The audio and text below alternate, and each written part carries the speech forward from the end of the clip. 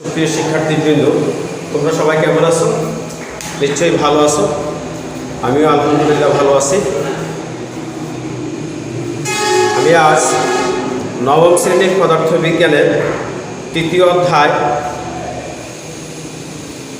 বল নিয়ে আলোচনা করব। শিক্ষার্থী বন্ধুরা, বলটা কি? বল হলো যখন কোনো একটি বস্তুর ত্বরণ ঘটায় তখন সেটাকে কি বলা হয়? বল বলা হয়। অর্থাৎ বল হলো এমন একটা জিনিস যখন কোনো বস্তুর ত্বরণ ঘটায়, অথবা অন্যভাবে বলা যায় যা প্রয়োগের ফলে বস্তুর অবস্থার পরিবর্তন হয়।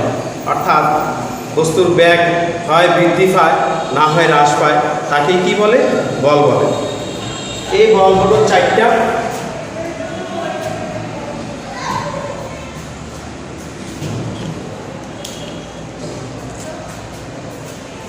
বল হলো চারটা বা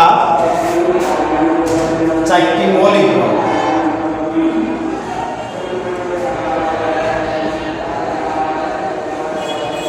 চারটি মৌলিক বল। এক নম্বর হলো মহাকর্ষীয় বল।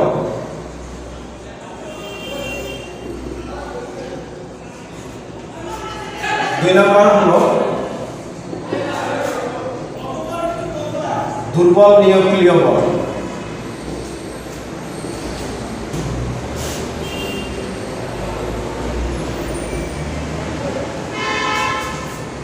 তিন নম্বর হলো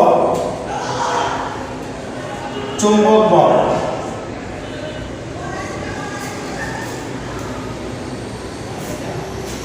চার নম্বর হলো সবল নিউক্লিয় বল।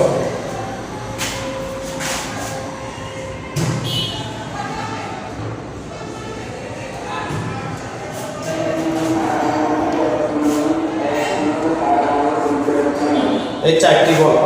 একটি হলো মহাকর্ষীয় বল, আরেকটা হলো এখানে দুর্বল না বলে শুধু নিউক্লিয় বল বললে চলবে, আরেকটা হলো চৌম্বক বল, আর একটি হলো সবল নিউক্লিয় বল। অর্থাৎ এই চারটি বল হলো মৌলিক বল। এই মৌলিক বলগুলি স্বাধীন, তারা সব সাম্যতার উপর ভিত্তি করে বল দুই প্রকার।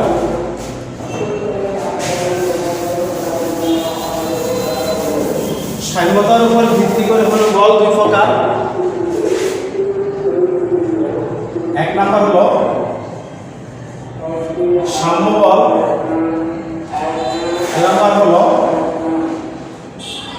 অসাম্য বল। এক নম্বর হলো সাম্য বল, দুই নম্বর হলো অসাম্য বল। এখন সাম্য বল বলতে কি বোঝায়? যখন কোনো বস্তুর প্রযুক্ত বল বা নির্বল শূন্য হয়, অর্থাৎ যখন কোনো বস্তুর উপর প্রযুক্ত বল বা নির্বল শূন্য হয় তখন তাকে সাম্য বল বলে। যেমন আমরা যদি এটা একটা বস্তু, বস্তুটার উপর যদি 5 নিউটন বল প্রয়োগ করা হয়, এই বস্তুটার উপর এই দিক থেকে যদি 5 নিউটন বল প্রয়োগ করা হয় এবং তার বিপরীত দিক থেকে যদি 5 নিউটন বল প্রয়োগ করা হয়, তাহলে এই বলটা এইদিকে কাজ করবে আর এই বলটা এদিকে কাজ করবে। যেহেতু বল দুটো সমান, কারণ তাদের নির্বল হবে শূন্য, আর এটাকে বলা হয় সাম্য বল। আমরা অন্যভাবে দেখাইতে পারি, যেমন এই বস্তুটা, এই বলটা উপরের দিকে কাজ করতেছে আর এই বলটা নিচের দিকে এদিকে কাজ করতেছে, আর এই বলটা এদিকে কাজ করতেছে। এবং বস্তুর উপরে এই নিট বলটা, অর্থাৎ বস্তুটা কোনো দিকেই যাবে না, এটা নিচের দিকেও পড়বে না, এটা উপরের দিকেও যাবে না, অর্থাৎ নিট বলটা শূন্য। এটাই হলো সাম্য বল। আমরা আরেকটি উদাহরণ দিতে পারি সাম্য বলে। যেমন আমরা সরল দোলকের কথা শুনেছি। আমরা যদি একটা পেন্ডুলাকে এইভাবে সুতা দিয়ে নিচের দিকে ঝুলিয়ে দেই, তাহলে এখানে বস্তুর ওজন ডাব্লিউ, অর্থাৎ ডাব্লিউ ইকুয়াল টু হলো mg। বস্তুর ভর এবং ত্বরণ, বস্তুর ওজনটা কোন দিকে কাজ করবে? নিচের দিকে কাজ করবে, অর্থাৎ বস্তুর নিচের দিকে বস্তুর ওজনটা নিচের দিকে কাজ করবে। আর সুতার টানটা কোন দিকে কাজ করবে? বস্তুটা নিচের দিকে যেতে চাবে, আর সুতার টানটা কোন দিকে কাজ করবে? উপরের দিকে কাজ করবে। তাহলে সুতা বস্তুকে উপরের দিকে টেনে ধরে রাখে, অর্থাৎ এটাকে টান বল বলে। আর বস্তুটার ওজন কোন দিকে কাজ করবে? বস্তুর ওজন ডাব্লিউ নিচের দিকে কাজ করবে, অর্থাৎ তার নেট বলটা শূন্য হবে। তাহলে এটা হলো সাম্য বল। আমরা যদি বস্তুটাকে যদি এদিকে নিয়ে আসি, তাহলে বস্তুটি আর সাম্য অবস্থানে থাকবে না, অর্থাৎ বস্তুর ওজন নিচের দিকে কাজ করবে আর সুতা তোমার উপরের দিকে আর কাজ করতে পারবে না, অর্থাৎ এটা সাম্য অবস্থায় থাকবে না। এটাকে বলা হয় অসাম্য বল। আবার আমরা আরেকটা উদাহরণ দিতে পারি, যদি বস্তুটি আমরা এই সুতাটা কেটে দেই, তাহলে বস্তুটি আর সাম্য অবস্থা থাকবে না, বস্তুটি নিচের দিকে পড়ে যাবে। এটাই হলো অসাম্য বল। ভরবেগ।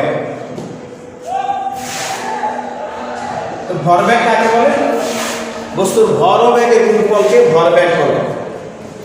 অর্থাৎ কোনো বস্তুর ভর যদি m হয় আর তার বেগ যদি v হয়, তাহলে ভরবেগকে যদি ফি দ্বারা প্রকাশ করা হয়, তাহলে ফি ইকুয়াল টু mv, অর্থাৎ m into v equal to হলো mv, অর্থাৎ বস্তুর ভর ও বেগের গুণফলকে ভরবেগ বলে।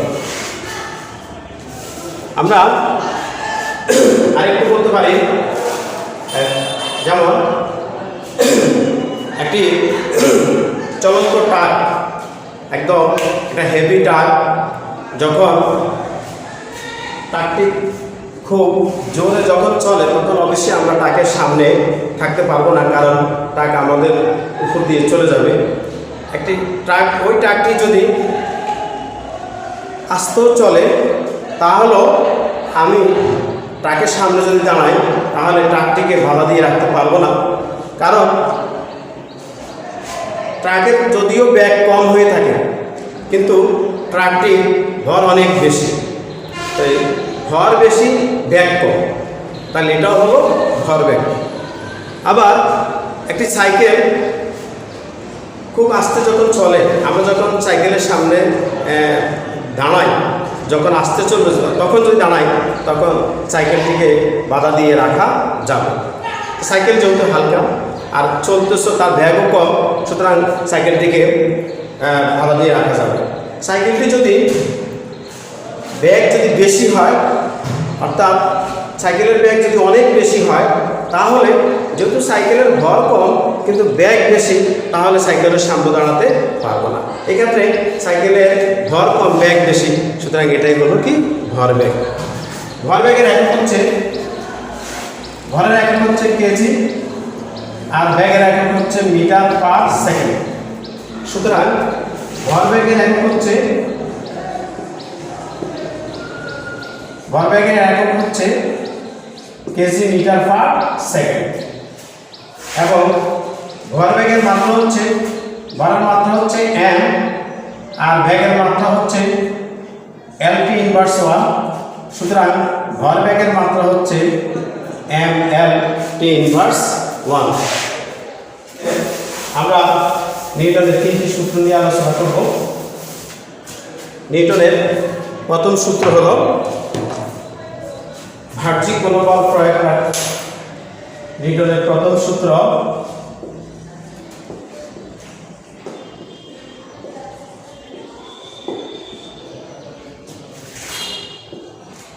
আমরা জানি, নিউটনের প্রথম সূত্র বাহ্যিক কোনো বল প্রয়োগ না করলে স্থির বস্তু চিরকালে স্থির থাকবে এবং গতিশীল বস্তু সুষম গতিতে সরল রেখা বরাবর চলতে থাকবে। যেমন এটা একটি বস্তু, এটার উপরে যদি বল প্রয়োগ করা না হয়, তাহলে এই বস্তুটি এখানে চিরকালে কি থাকবে? স্থির থাকবে, কারণ এই বস্তুর উপর বল প্রয়োগ করা হয়নি। তো স্থির বস্তু চিরকালে স্থির থাকবে। আর গতিশীল বস্তু সুষম গতিতে সরল রেখা বরাবর চলতে থাকবে। যেমন গতিশীল বস্তুর একটা বল সামনের দিকে আগাবে এবং গতিশীল, যেহেতু বলটি গতিশীল, কিন্তু বলটি এক সময় যদি এই সরল রেখা বরাবর যায়, বলটি এক সময় থেমে যাবে। কেন থেমে যাবে? কারণ বাতাসের বাধায় বলকে কি করার বল এদিকে যাবে, বল অনন্তকাল যাবে না, বল বাতাসের বাধায় এক সময় কি হয়ে যাবে, থেমে যাবে। তাহলে আমাদের কথা ছিল বাহ্যিক কোনো বল প্রয়োগ না করলে স্থির বস্তু চিরকাল স্থির থাকবে এবং গতিশীল বস্তু সুষম গতিতে একই সরল রেখা বরাবর চলতে হবে। তাহলে এটা একমাত্র সম্ভব যদি আমরা মহাশূন্য বা উচ্চতা, কোনো উচ্চ জায়গা থেকে যদি আমরা এই বলকে যদি মহাশূন্য থেকে বলটিকে যদি ছেড়ে দেই, তাহলে বলটি চলতে থাকবে, বলকে আর ফিরে খুঁজে পাওয়া যাবে না। অর্থাৎ বলটি গতিশীল, অর্থাৎ সময়ের সাথে বলটি গতিশীল অবস্থায় থাকবে। এবং নিউটনের সূত্রটা এটাই ছিল, বাহ্যিক কোনো বল প্রয়োগ না করলে স্থির বস্তু চিরকালে স্থির থাকবে এবং গতিশীল বস্তু সুষম গতিতে চলতে সরল রেখা বরাবর চলতেই থাকবে। নিউটনের দ্বিতীয় সূত্র হলো কোনো বস্তুর ভরবেগের পরিবর্তনের হার বস্তুর উপর প্রযুক্ত বলের সমানুপাতিক। কোনো বস্তুর ভরবেগের পরিবর্তনের হার বস্তুর উপর প্রযুক্ত বলের সমানুপাতিক। এবং এটা হলো যেমন m ভরের একটি বস্তু, তার আদিবেগ হলো u, এই বস্তুর উপর f পরিমাণ বল প্রয়োগ করলে t সময়ে বস্তুটির m ভরের বস্তু শেষ বেগ v প্রাপ্ত হবে। অর্থাৎ নিউটনের দ্বিতীয় সূত্র হলো বস্তুর ভরবেগের পরিবর্তনের হার বস্তুর উপর প্রযুক্ত বলের সমানুপাতিক। হারটা হলো কিসের সাপেক্ষে? সময়ের সাপেক্ষে। এখন m ভরের বস্তুটি, যদি বস্তুর ভর m এবং আদিবেগ u, তাহলে বস্তুর আদি ভরবেগ হলো mu এবং f পরিমাণ বল প্রয়োগ করলে t সময়ে শেষ বেগ v প্রাপ্ত হয়। যেহেতু বস্তুটির ভর m এবং বেগ v, তাহলে বস্তুটির শেষ ভরবেগ হলো mv। তো ভরবেগের পরিবর্তন হবে, যেহেতু শেষ বেগটা বেশি, তাহলে ভরবেগের পরিবর্তন হবে mv মাইনাস mv। এবং t সময়ে ভরবেগের পরিবর্তনের হার হবে